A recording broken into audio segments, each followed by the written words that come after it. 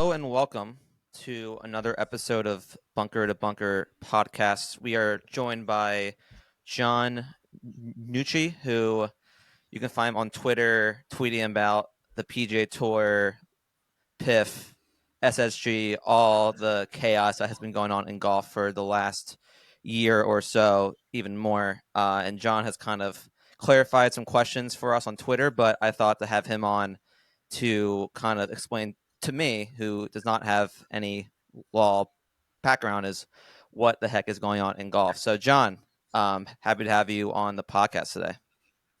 Absolutely. Thank you for having me. I appreciate it. Actually, kind of before we kind of jump into what is going on, I kind of like to learn like the background of the guests I have on. I know that you said that you went to Penn State law. I went to Penn State for undergrad. I graduated in 2022. So, kind of what's like your background and kind of how did you get to where you are now to be covering kind of the sports side of things? Yeah, absolutely. So I actually went to law school. I kind of had the idea going into law school that I was going to do criminal law. I wanted to, I wasn't Okay. sure which side, but criminal law really interested me a lot. So that was my idea. And then I took about one class of criminal law and did some shadowing. And I was immediately like, yeah, this is not going to be for me.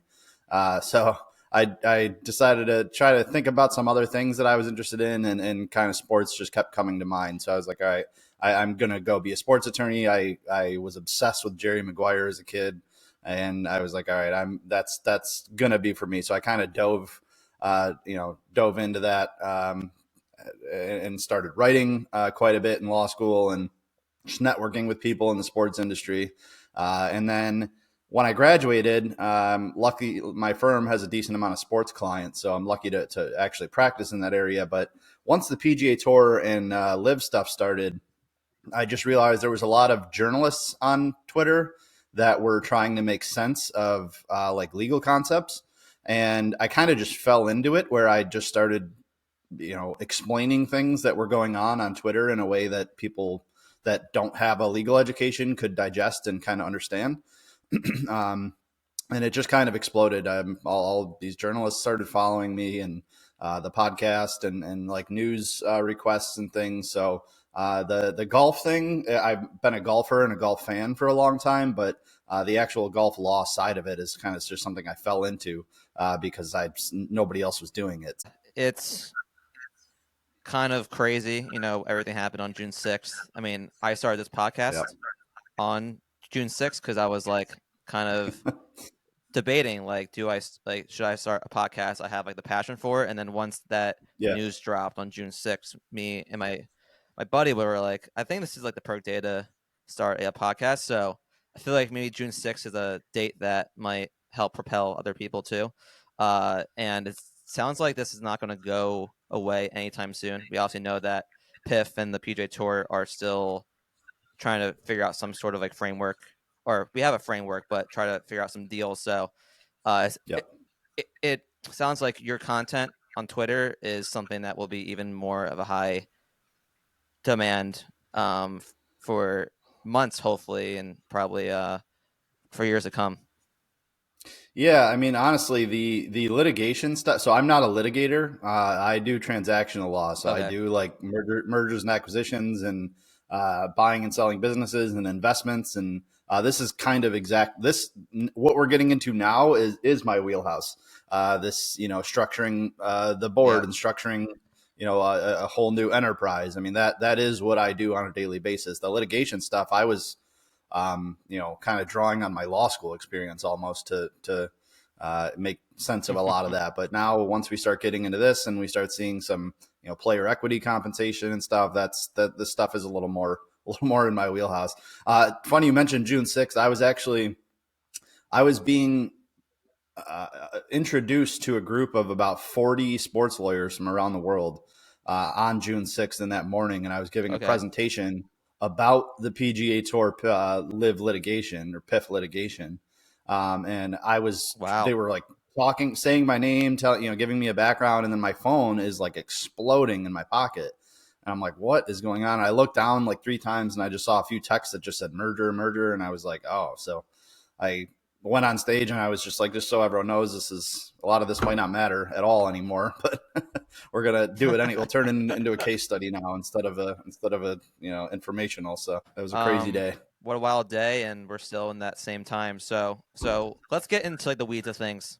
That is your profession, and you know a lot more about than me. So kind of a couple days ago, I guess this week, we all knew the SSG, invested billions of dollars into the tour. They announced that the top players, for however they kind of say who like the top players are getting a piece of the Yeah, PGA Tour and getting paid a significant amount of money. It came out, Tiger's getting 100 million, Rory's getting 50, JT Spieth getting 30. I think those are like the rumors. Not sure if that's confirmed or yeah. not, but kind of what does that really mean for the players, for the tour? Like, give us it all. Yeah, I so with this equity program, I think the clear, it's not a surprise to anybody that I think the tour is just kind of trying to stop the bleeding here. They're trying to stop the defections, and by doing so, they're trying to just grant a little bit more of a cash. Well, it's not cash, but a little bit more of an equity incentive, a financial incentive to players to stay on the tour. So what these equity awards do, and again, I'll preface all of this, I haven't actually seen the equity awards. I'm just based on what's being reported. It Yeah. sounds like they're going to vest over an 8-year period. Vesting in a sense kind of means like you are granted the award up front, but if you leave, you forfeit a portion of it. Um, so this has these awards have what's called a 4-year cliff. So at 4 years of the 8 years, 50% of it automatically becomes vested. They can no longer be forfeited. Another 25% at 6 years, and then it becomes fully vested after 8 years. So the incentive for the players is if they stay the full 8 years, they get their full award amount. It's kind of what the PGA Tour is trying to do. I think it's a good idea. It gives a little bit more incentive to some players. I think the issue and the elephant in the room is at the end of the day, as Jay Monahan stated really early on, they're not going to be able to compete with a sovereign foreign entity that has a bottomless pit of money. Yeah. So, for instance, let's say the numbers are correct and JT is getting $30 million and that vests over 8 years. He's got to wait 8 years to get his $30 million. Is JT really going to care and wait 8 years to get $30 million if PIF offers him $200 million? I mean, it's a they're in a lose lose situation. So I think it's a good idea for the PGA Tour to try to do, and it gives them a little bit of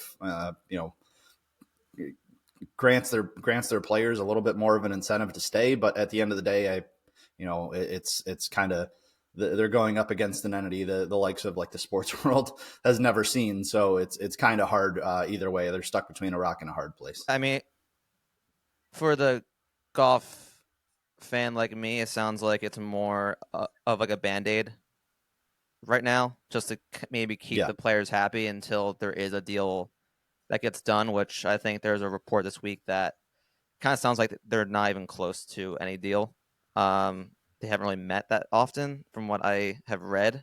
yeah, So it's interesting to kind of see, like, I'm very interested to see how all different levels of a PJ Tour player feel about this, because you have the top yeah. players, but you also have the guys who, are on like the Corn Ferry Tour or kind of like swing from like Mhm. the signature events, the majors, and then the kind of like the bottom tour events. So like, what does equity really mean for the players? Like having ownership into like the tour, what does that really look like? Well, I think part of it for them is there's been a lot of talk, especially since the first announcement where everything was kind of done in secret, about it being a player-run tour and a player-owned tour. I think this, like optically, at least maybe a little bit, is shows that the players do own the tour. I think that was a little bit of part of this. For some of the, I mean, you mentioned, you kind of touched on a lot of the players aren't getting anything. Some of the lesser guys, I don't think it's everybody. I don't think it's every single person Yeah. with a tour card is getting a payout. And I also don't think the people that are the way that I saw it, it was like a tier one, tier two, or group one, group two, group three. Um, it really depends quite a bit on what those tiers are and how much money they're getting. At the end of the day, though, these are all they're not immediately liquid. They're not just getting millions of dollars of cash in their bank account. They're getting interests or awards in this entity that they're really not going to be able to do much with at all for at least 4 years or 6 years or 8 years. But I'm also interested. What happens, if somebody is granted this award today and they lose their tour card in 2 years? I mean, those are all questions that we don't have answers to yet, and I'm not sure that we're going to unless they release some of these award agreements or the award plan. But yeah, for some of the guys though, I'm sure it gives them a little bit of long term stability. Even the amount of money that we're talking about in golf now is kind of insane and a little inflated. But even awarding a guy Yeah. $2 million right now today, that theoretically is going to increase in value over time. And in 8 years, that $2 million might be worth $4 or $5 million, and maybe they can retire with something like that. So I think that's the idea, and I think it gives some stability to players, and maybe it does give them incentive to stay long term. I think for some of the bigger guys and the bigger names, that the public investment fund and live might be willing to give 50, 100, $150 million. I'm not sure it makes a difference. They're going to, PIF's going to pay them if they want to, and they're going to go if they're motivated by money, no matter what. But I think maybe for some of the younger guys, it might help. Although I was a little surprised to see the formula that they used, where Tiger got 100 million, Rory got 50, JT got 50, Spieth got 30. I mean, you would think those guys, I just don't see those guys as being really a big threat to leave at this point. The ones that I think would really hurt and would hurt long term are guys like Victor Hovland and Ludwig and Scotty and some of the younger players. So I'm a little surprised that the formula didn't, I guess, spread the wealth a little bit more. But on the flip side of that, you can't really go to Tiger and Rory and say, hey, we're going to, you're not getting as much as all the other guys when they've kind of carried the torch for the PGA Tour. So it's something the sports world has never seen. I think the PGA Tour is also trying to figure it out as they go as well. It's so fascinating. I thought the same thing. I was like, why? Where's Sky Scheffler in this? The guy has won 4 out of the 5 tournaments he's played in. He is the talk of golf right now. Yep. And I know Tiger's Tiger. I don't have a podcast if Tiger didn't do what he did for the sport, but he plays in at best 4 tournaments a year, and they're not even owned by the PGA Tour, and they're giving him $100 million to stay, which he's going to stay anyway. They have this, TGL type of thing, so it's like and like that's Hovland, Gobert. Yeah, go ahead. No, I was gonna say that's kind of my point. Like Tiger's not leaving. Tiger's not leaving. Although there was a little rumblings last week about Rory, but Rory's not leaving. The guys that are going to hurt if they leave you are the young stars. And if the goal of this player equity program is to secure the future of the PGA Tour and to deter people from defecting, then I'm a little surprised that the formula wasn't targeted a little more to the people that would actually hurt if they defected or that had a reasonable chance at defecting. Even someone like Xander and Cantlay, Cantlay's not the most liked person on tour, but he's a good player. Xander the same. He's young. He doesn't win a ton of tournaments, but he's always in contention. He's a decent personality. Those guys have been reported about like jumping. My thought was if either of them win a major, that they might be gone. So something like giving them a little bit more incentive to stay. I'm just surprised that it wasn't focused more on those guys rather than kind of the old guard. I guess we'll learn more and more hopefully next coming of weeks of like what they got too, because I'm sure they got something too. It's just not as significant as I'm sure they did. Like Spieth and JT getting their 30 million. But I kind of wanted to switch. So we talked about the PGA Tour and SSG. the tour is still negotiating with PIF and Live. Kind of, I know you don't have like the inside sources or anything. No one really knows what's going on. Players don't know what's going on, but kind of from a law standpoint and government standpoint, like what's the biggest hurdle for that deal, for that merger to get done? So it's a good question. I think that right now we're in a position where both parties are just trying to increase their, or strengthen their bargaining position. I think that's exactly what PIF was trying to do when they signed John Rahm. Um, if Bryson and Phil and DJ and Sergio and Cam Smith and all of those and Neiman and whoever you want to say, Brooks didn't move the TV needle. I don't think that they were going out to get John Rahm thinking that like suddenly there was going to be an influx of interest and influx of viewers. I think what they were trying to do there is show the PGA Tour that they're not going anywhere. They're trying to weaken the PGA Tour's position by saying, okay, now we have the number, whatever he was in the world at that point, and we poached him, and he's kind of a huge, a mainstay on the PGA Tour. On the flip side, the PGA Tour has gone out and got domestic investment from SSG and said we don't. They're trying to now show the public investment fund that we don't need your money. I have a standalone and we're stable and we have some stability now and we don't need this money to compete with you anymore and we don't need you to survive. So it's a little bit of a standstill, I think, right now because both parties are just kind of posturing a little bit.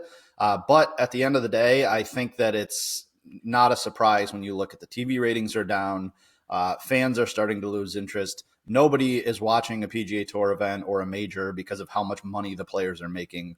The same as nobody's watching the Super Bowl because of how much the winning players, the players in the winning team make. It's just fans don't care. They're just losing interest at this point.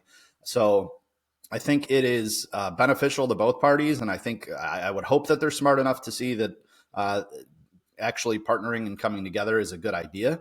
I think the biggest hurdle, back to your question, is getting over that posturing and kind of maybe biting the bullet, so to speak, and acknowledging that the entire sport hurts when you keep posturing back and forth in these boardrooms, and the fans just don't care about stuff like that. So getting Yeah. over it, getting over themselves, getting over the hurdle, and getting to a point where they swallow their pride and come together and partner. And secondly, if it actually gets to that point, the Department of Justice and kind of the U.S. government hurdles are going to be maybe a little bit of an issue. Although I think part of the reason that they got the domestic investment from SSG and that controlling stuff was to mitigate that. So I think that'll help quite a bit quell some of the politicians' concerns. Like, could there be a monopoly on golf if Live and the PGA Tour? Is that something that could be like the anti like trust stuff? Like, could that be a hurdle? Yeah, I mean, on a step back, I mean, it's not. There's a little bit of a misconception because it's not illegal to have a monopoly. The Okay. PGA Tour had a monopoly on men's professional golf for, Yeah. I mean, decades. There was Yeah. no other golf tour in the world for decades. So it's not necessarily illegal to have a monopoly. It's illegal to maintain a monopoly through anti-competitive practices. So that's part of what the lawsuit was. Is they were saying you had a monopoly, but the issue is PGA Tour's response to Live, which was allegedly, according to Liv's lawsuit, PIF's lawsuit, was leaning on sponsors and saying don't work with them, calling up TV networks and saying don't sign broadcasting deals with them, telling players that they would be banned Yeah. if they played in the other events. Those are the type of kind of anti-competitive practices that would be illegal. If they were proven or legitimate. PGA Tour, for their part, said they had a legitimate reason for doing at least their the player conflict thing is because they needed to ensure that there was a decent quality supply of golfers to play in events.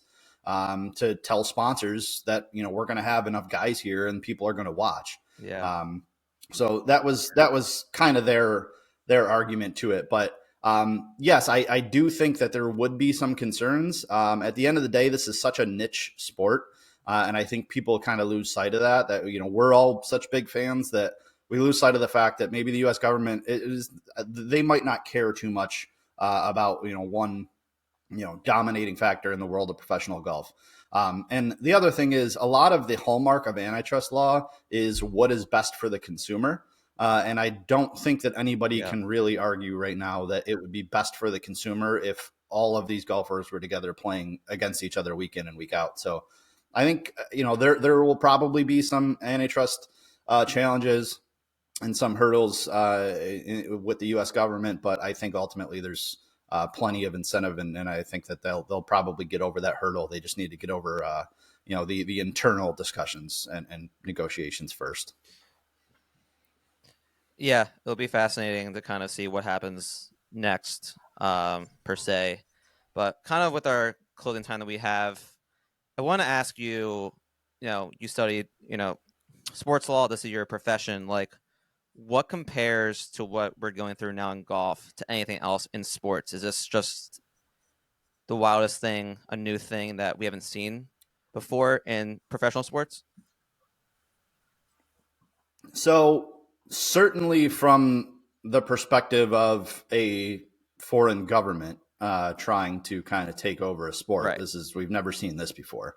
Um, Certainly never seen something like that. I mean, we've seen foreign government investment in some sports, maybe by buying a certain team or something, but we've never seen, for instance, an entire country try to buy the NFL, or try to take over the NFL or something like that. I do think there are some parallels though to that we've seen in the past. So for instance, the NFL and AFL, there was a lot of hostility between those two parties when the one opened up, and I think it was Lamar Hunt who was bitter that they wouldn't allow him a team in Dallas, so he just formed his own. The new league that he had formed kind of innovated, had a couple of new interesting things, and then they merged together and became what is now the NFL, and instituted a lot of new things. The NBA and the ABA, same thing.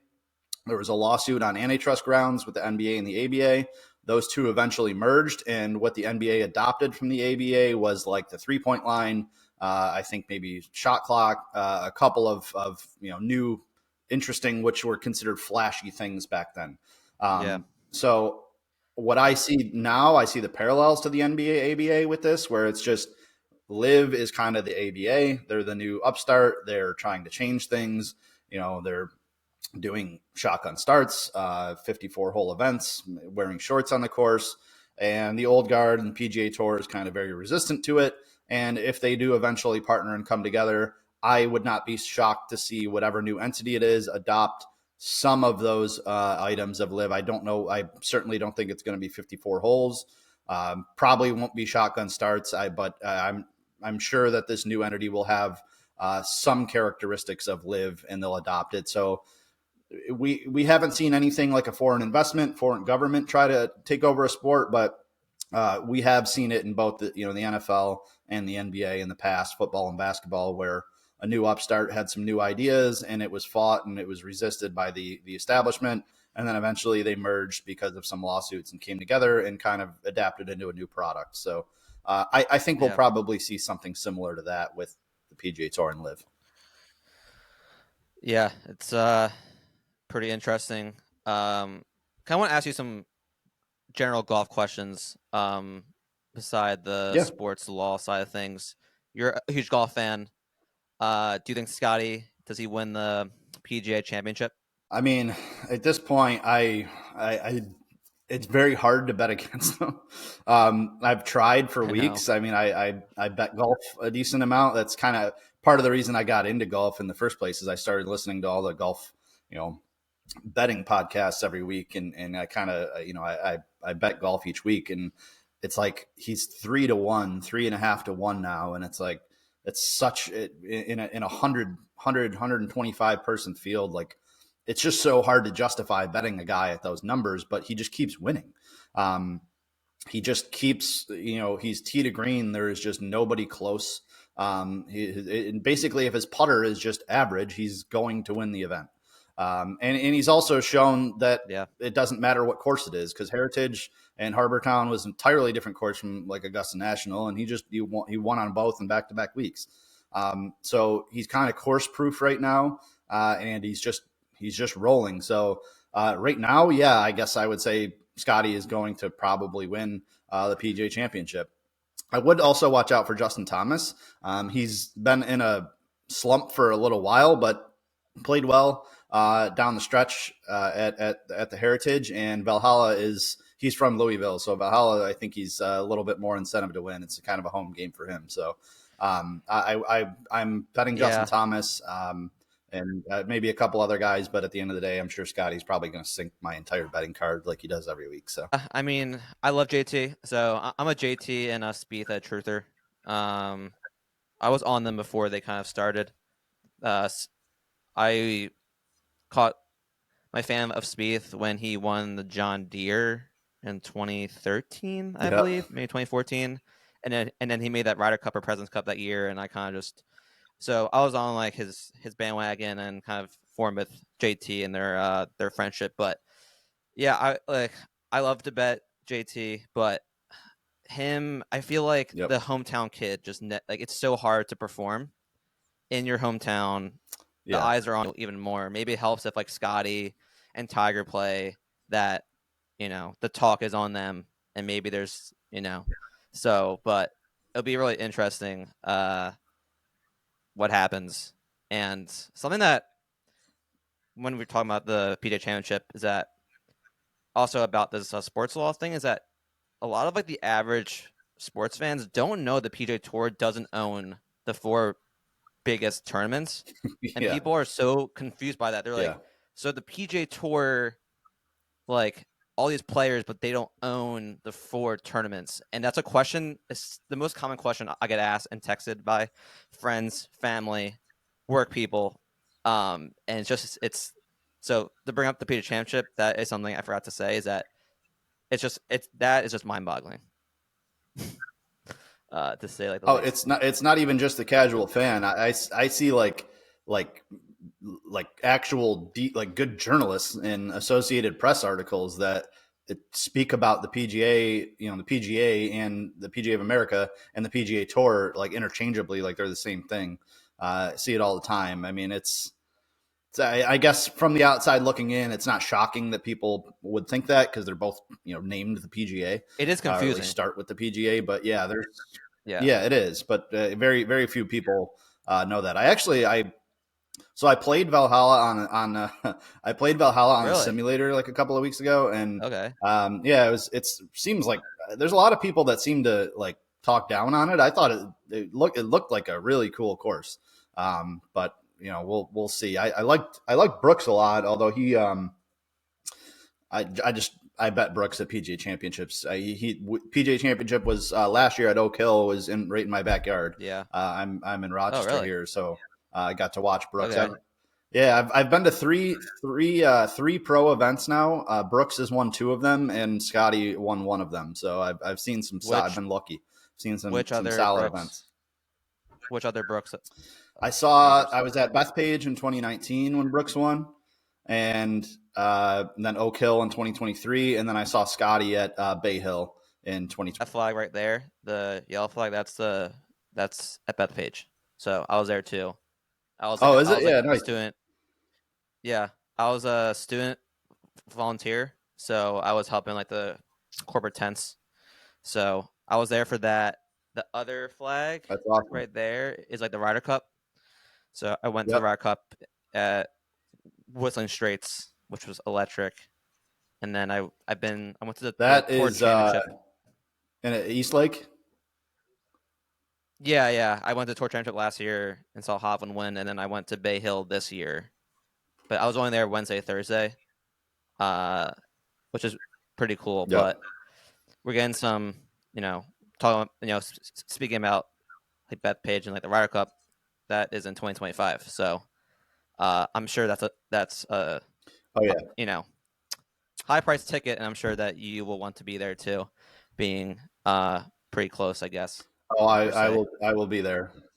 I almost went to Rome. I was planning on that for like a year. I was like, I really good. I had never been to Italy. Like, it's a really good excuse to go. Yeah, I'll go to the Ryder Cup. I'm glad I didn't end up going because it was, U.S. got kind of curb stomped a little bit. But I do want to make a Ryder Cup in Europe at some point. I think it's in Ireland in 2027.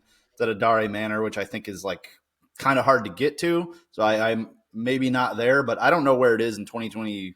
I guess it would be 2031 at that point. I'm not sure where it's supposed to be then, but yeah. My podcast partner, who also went to a Penn State, he was there at the Ryder Cup. I think he was there. He was there on Sunday, but he was there for I think a practice round and on Sunday, uh, which he like got tickets like a year and a half, and like whenever tickets came out, he bought them. But yeah, the yeah, Ryder Cup is. I tell any sports fan, it's any like average like golf fans, like if you can just go for a day, it's just different. It is as advertised. It blew me away.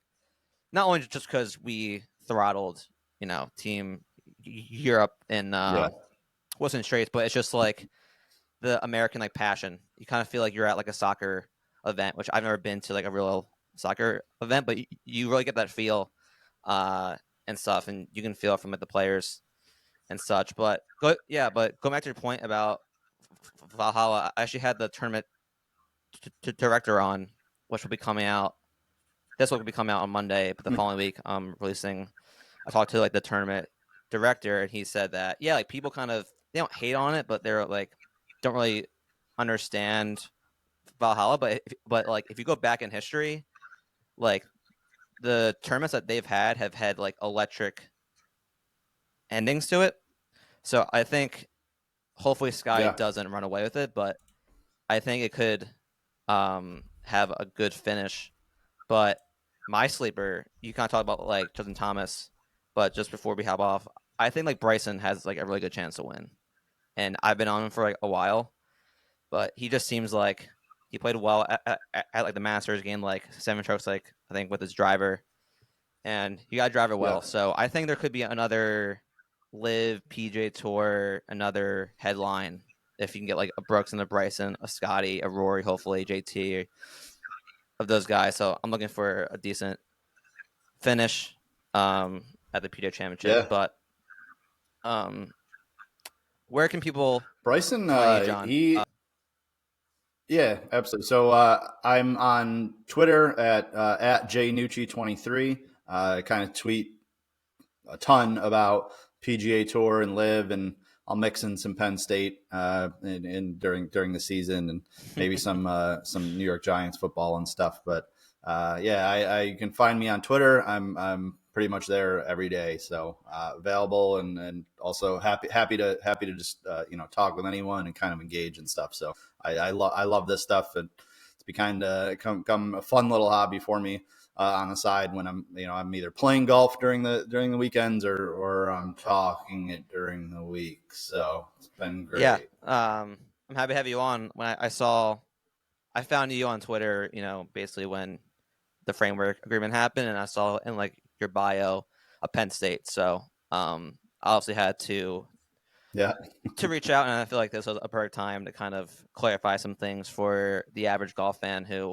or above average golf fan that has no idea what's going on. So glad that we had you on to clarify things, and hopefully, if we get some more PGA Tour PIF legal news, that we'll have you back on. So appreciate your time, John. hope so. Yeah. All right, man. Thank you very much. I appreciate it. See ya.